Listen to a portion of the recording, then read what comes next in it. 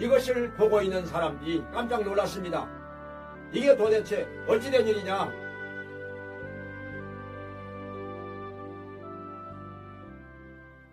사도행전 3장과 4장에서는 놀라운 사건이 기록이 되어 있습니다.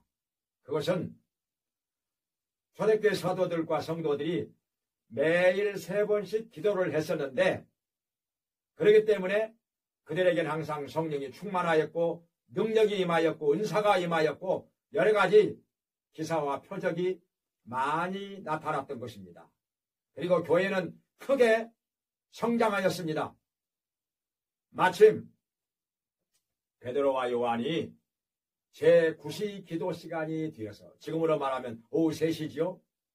성전으로 가서 기도하려고 가는데 성전 미문 앞에서 안진뱅이가 한 사람 앉아서 구걸을 하고 있었습니다. 손을 내밀면서 뭔가 주기를 바라고 있는데, 그때 베드로가 말합니다. 내게 은과 금은 없지만 내게 있는 것으로 내게 주노니 곧 나사렛 예수의 이름으로 일어나서 걸으라 하니까 이 사람이 벌떡 일어나서 걷게 되었습니다.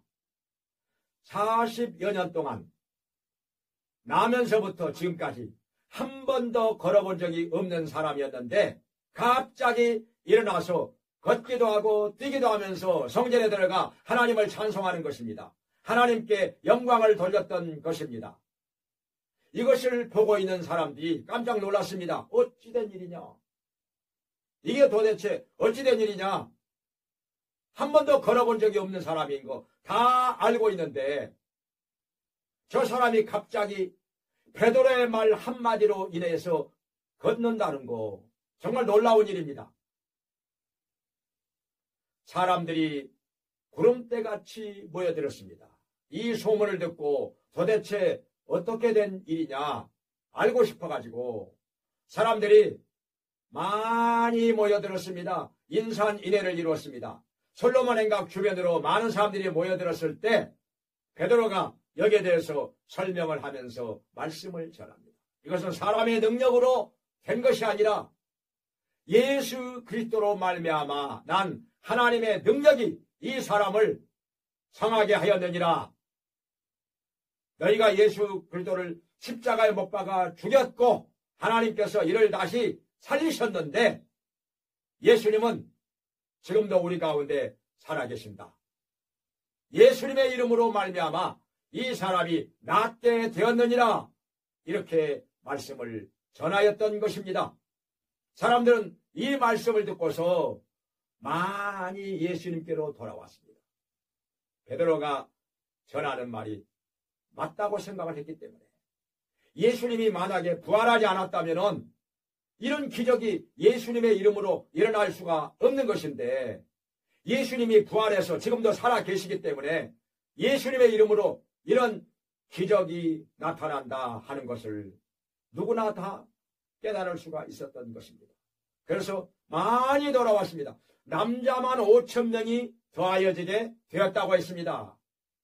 그런데 이것을 싫어하는 사람들도 있었습니다. 대제사장들, 바리새인 서기관들, 장로들, 그러니까 예수님을 십자가에 못 박아 죽인 그 주도 세력들 싫었습니다.